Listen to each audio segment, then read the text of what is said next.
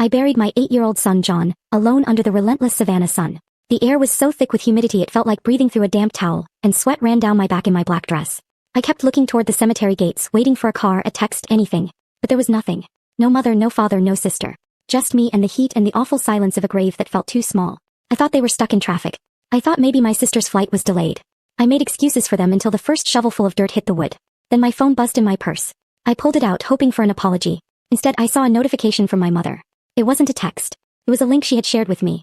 A Zillow listing for a sprawling 5-bedroom estate on the coast, captioned, "Fresh Start."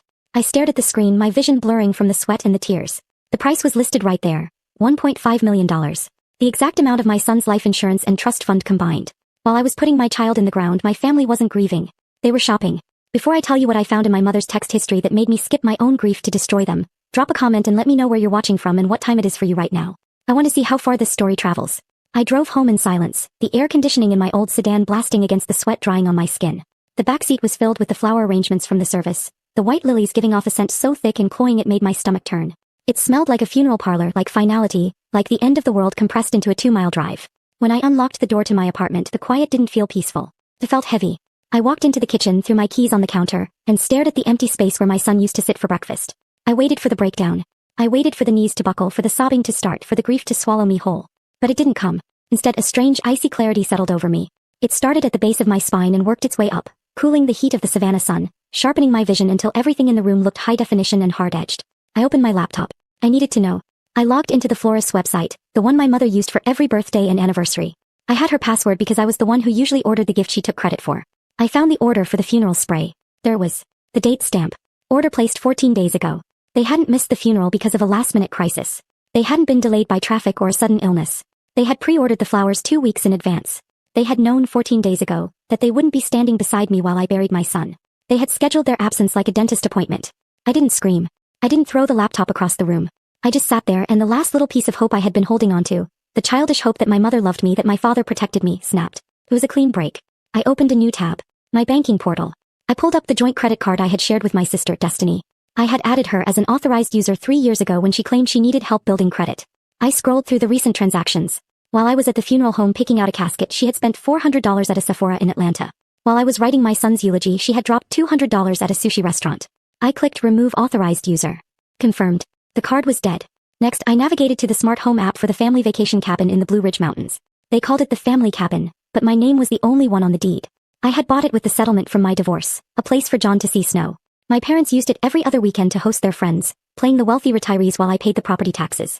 I selected the digital lock. Change access code. I deleted my father's code. I deleted my mother's code. I deleted Destiny's code. I set a new master PIN. Access denied. Kept going. Streaming services. Amazon Prime. The shared cloud storage where they kept their photos. I went down the list, methodically severing the digital tendrils they had wrapped around my life. I remembered what my mother had said to me just a week ago, when I told her I was struggling to organize the service. She had looked at my drafting table, covered in my botanical illustrations, and sighed. "Sarah, you just aren't equipped for the real world," she had said, her voice dripping with that fake sympathy. "You play with your coloring books while the adults handle the business." Coloring books. That's what she called my career. That's what she called the work that paid her mortgage when she forgot to send the check. I looked at the screen. All the accounts were locked. All the cards were canceled. All the access points were closed. They thought I was weak. They thought grief had made me soft, pliable, a broken thing they could mold into whatever shape they needed. They were about to find out that grief doesn't always break you. Sometimes, it burns away everything that isn't essential, leaving you harder than diamond. I closed the laptop. The apartment was still silent, but it didn't feel empty anymore. Felt like a war room. I sat in the dim light of my kitchen, the laptop screen casting a cold blue glow across my hands. My fingers hovered over the keyboard, but my mind was drifting back, replaying the highlight reel of my life in this family. I needed to understand why. Why had I let it go on this long? Why had I paid their bills, fixed their messes, and swallowed their insults for 32 years? I pulled up a spreadsheet I had hidden deep in my hard drive. I called it the ledger. It started 4 years ago, right after my father, Andrew, retired early because he deserved a break. Row 1, $96,000. That was the total I had paid toward their second mortgage. Every month, like clockwork, $2,000 left my account and went into theirs. I remembered the first time I sent it. My mother, Amber, had called me in tears, saying they were going to lose the house. "We sacrificed everything for you girls," she had sobbed. "And now we have nothing." I had just landed my first major contract illustrating a rare plant guide for a university press. I felt rich. I felt guilty. So I paid. And when I told them, my father didn't say thank you. He just nodded and said, "Good girl. At least you're making yourself useful." Making myself useful. That was my currency. That was the rent I paid for occupying space in their lives. I scrolled down. Row 12, the influencer trip. Destiny had wanted to go to Tulum for her birthday to build her brand. She couldn't afford the flight. My mother had cornered me at Sunday dinner. Your sister is so talented, Sarah. She just needs a break. You have savings. Don't be selfish. Selfish. The word they used whenever I tried to keep something for myself. I paid for the flight. Destiny posted 30 photos from that trip. I wasn't tagged in a single one. Row 24, the car accident. Destiny had totaled her BMW while texting. My father had co-signed the loan. He was panicking about his credit score. I paid the deductible.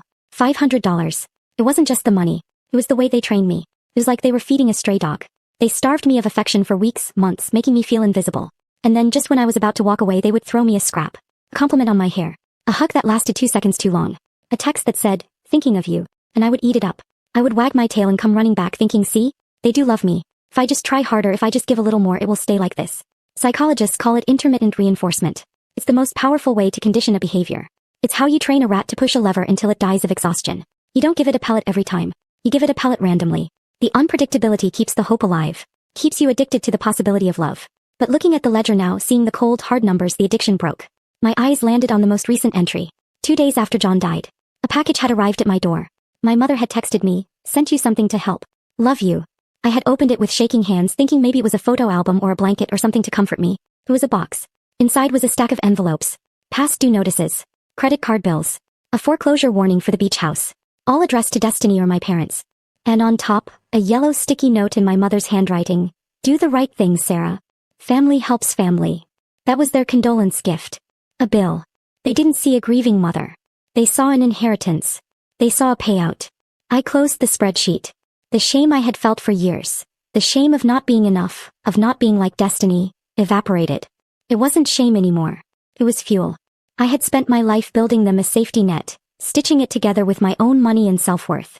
Now I was going to cut the ropes and watch them fall. The banging on the door started at 2 in the afternoon. It wasn't a polite knock. It was the heavy, entitled pounding of people who believed they owned the building. I checked the peephole. Andrew and Amber. My parents. I unlocked the deadbolt. I didn't have time to say hello before my father pushed past me, the heat of the Savannah afternoon following him in like a wave. He didn't look at me. He walked straight to the kitchen, opened the refrigerator and started pulling things out. Expired, he muttered, tossing a carton of milk into the trash. Wilted, he said, throwing away a bag of spinach. He was performing a wellness check, but it felt like a raid. He was building a case. He can't even buy groceries. She can't function. My mother stood in the hallway staring at the walls. I had hung my latest series there, intricate, large-scale watercolors of decaying magnolias. It's so dark in here, Sarah, she said, her voice trembling with a rehearsed fragility. And these drawings, they're obsessive. It's not healthy. You're spiraling. I leaned against the doorframe, crossing my arms. What do you want? We want to save you, she said, turning to me with wide, wet eyes.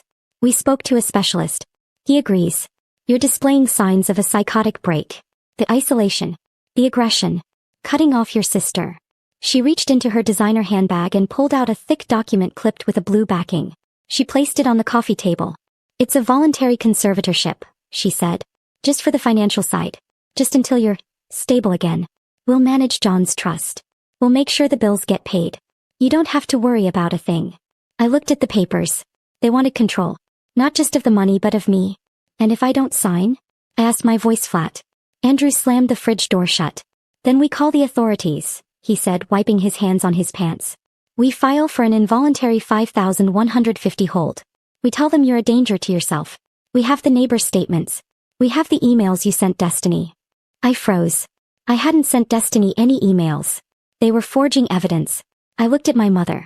She wasn't wringing her hands anymore. She was watching me with a terrifying serenity. This is what psychologists call the savior gaslight. It's a specific form of narcissism where the abuser convinces themselves they are the martyr. They don't see themselves as thieves stealing a dead child's insurance money.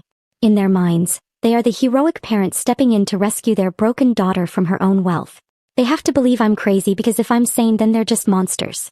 And their egos can't handle that reality. We just want what's best for you, Amber whispered. Do the right thing, Sarah. Sign the papers. Don't make us have you committed. I walked to the window. Outside, parked in the fire lane, was Destiny's white Range Rover. She wasn't coming inside. She was sitting in the driver's seat, her phone mounted on the dashboard, the ring light reflecting in her sunglasses. She was live streaming. I could practically see the caption. Intervention Day. Pray for my family. Mental health awareness. She was monetizing my breakdown in real time. She was building the public narrative that I was unhinged so that when they took the money the world would applaud them for stepping up. They had it all planned. The legal threat. The social proof. The emotional blackmail. They had trapped me in a corner where my only options were to hand over the money voluntarily or be dragged away in a straitjacket while they took it anyway. I turned back to them.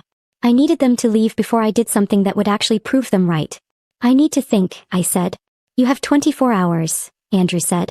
Tomorrow at noon. Or we call the police. They left the papers on the table. As they walked out, my mother paused and touched my cheek. Her hand was cold. We love you, Sarah, she said. We're doing this because we love you. I locked the door and slid the chain into place. I looked at the conservatorship documents. They thought they had checkmated me. But they forgot one thing. They were playing checkers. I had hired a grandmaster. I picked up my phone and dialed Eric. Eric's office felt more like a bunker than a law firm. Servers hummed along one wall. Kelly, my late husband's aunt and a retired judge, sat at the head of the table, sharp-eyed and unsentimental. We found why they're desperate, Eric said, sliding over a tablet. It wasn't just debt. It was a ledger from an illegal Atlanta gambling ring. Destiny's name was everywhere. She owes $400,000, Eric said flatly. Your parents co-signed. These aren't banks. These are loan sharks. They have 48 hours or it gets violent. Everything suddenly made sense. The panic, the threats, the sudden concern for me. They didn't want to save me. They wanted my son's trust fund. And they're ready to destroy you to get it, Kelly added. She opened a folder. They prepared court filings claiming you're suicidal. Fake emails. Affidavits. I pulled out my phone. They built a story, I said. I have data. My smartwatch showed I was in deep sleep the night they claimed I was manic. Security footage proved I was quietly painting when they said I was destroying furniture. Eric smiled. If they submit those lies, it's felony perjury. We need a sting, Kelly said. I'll give them what they want, I replied. I'll pay. At my parents' house I played defeated. Andrew lectured. Amber smiled coldly. Destiny waited impatiently. I transferred $450,000. They toasted. Then Andrew's phone rang. All our accounts are frozen, he whispered. Federal hold. I straightened. Yesterday I filed an IRS whistleblower report. The ledger flagged your accounts. That transfer triggered an automatic freeze. Destiny screamed. The loan shark saw the money. Exactly, I said. You're trapped between the IRS and the mob. I walked out as the screaming started. The fallout was swift. My parents lost the house. Destiny fled the state. I received a whistleblower reward, enough to start over. I used the rest of my son's trust to create the John Morgan Astronomy Scholarship. I didn't lose my family. I stopped carrying them. And that was how I finally learned to let go.